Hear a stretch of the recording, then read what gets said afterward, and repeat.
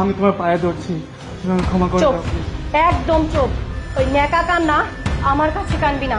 তোর ওই কথাতে আমি আর ভিজবো না। শোন, দুধ কলা দিয়ে কাল সাপ পুষলেও সাপকে পোষ মানানো যায়, কিন্তু তোর মতো নরপশুকে ভালোবেসে বুকে স্থান দিলেই সে ভালোবাসার মর্ম বুঝে না।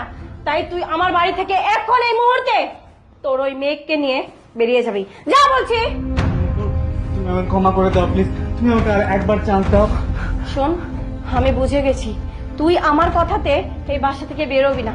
আমিই তোর বাসা থেকে চলে যাচ্ছি, তুই থাক। এই মেয়েকে নিয়ে তুই এই বাসায় থাক। তোকে ভিক্ষা দিয়ে গেলাম, জাকাত দিয়ে গেলাম। না নূপুর, নূপুর দাঁড়াও। আমি কি করবো এখন?